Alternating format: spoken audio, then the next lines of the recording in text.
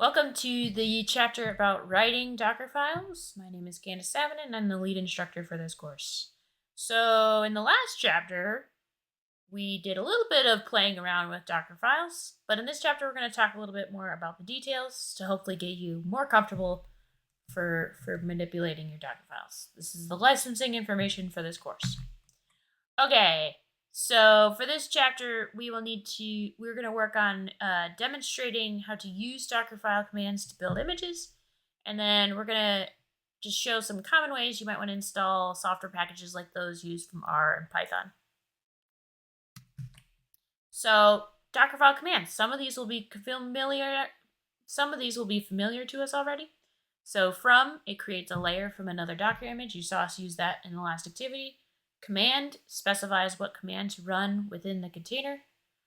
Run builds, it does a command, right? And so that often is what you're going to use to build an application.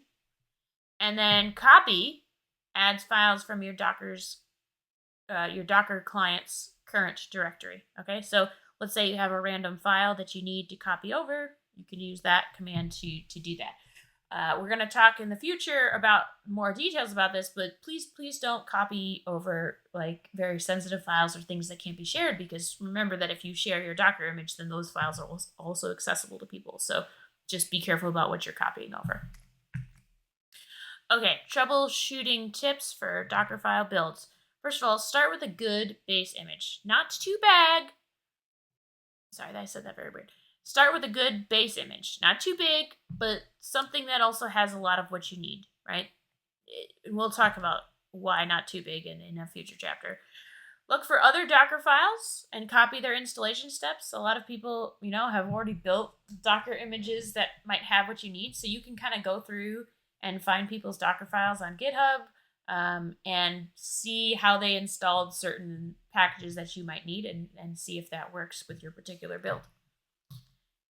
Use version numbers. That's just always a good idea. Like if you have a container and you're manipulating it a lot, it can be hard to keep track and keep organized of which one's which. So just use version numbers to keep track. You can call these tags or something, and like I often use things called like main and dev, just so it kind of parallels how we do things in GitHub. So main is the one that I know is ready for people to use right now.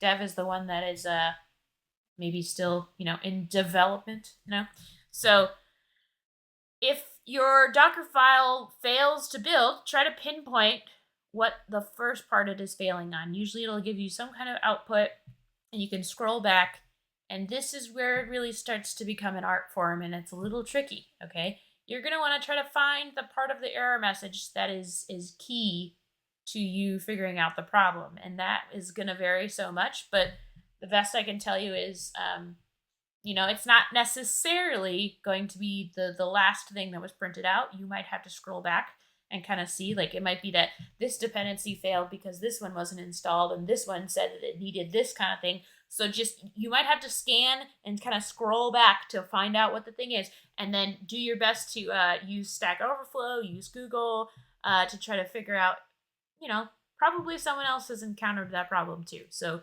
find out what somebody else did and what they used to install to get that problem solved, so your Docker file will build. Yeah. So I already prefaced this. Google. It is helpful. Okay. It doesn't have to be Google. It can be Bing. Whatever you would like. Just there's other people who've encountered these problems, so you don't have to recreate the wheel yourself. And then here's another question to ask yourself: can you use a different software package for what you're trying to install? If something's being really hard to install, or like you have to have a bunch of other stuff and dependencies and it's just really making things ugly for you, like, is it possible for you to switch to a different one? That's something for you to ask yourself.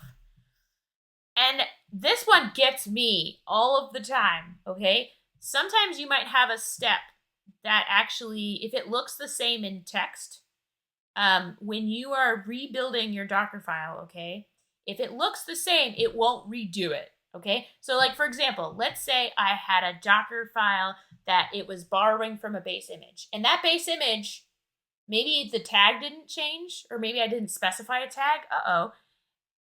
if it looks the same, it's not going to rerun it. So sometimes what you need to do actually in those instances is tell it no cache. And if you tell it no cache, what that does is it forces Docker, it's going to rebuild everything from scratch. Now, I wouldn't recommend doing this all of the time unless you have a specific reason, just because like the cache does save you a lot of time. You don't want to not build without cache ever. But if that might be, if you can see somewhere in your Docker file where it looks like actually, oh yeah, like, oh, I copied over this file, I changed the file, but the copy step isn't redoing because I didn't, it looks the same to Docker. That's another instance where try using dash no cache, dash no cache, that rhymes. Anyway, and you might get a better result. Hopefully that makes sense. All right, that's my tips for you. Good luck.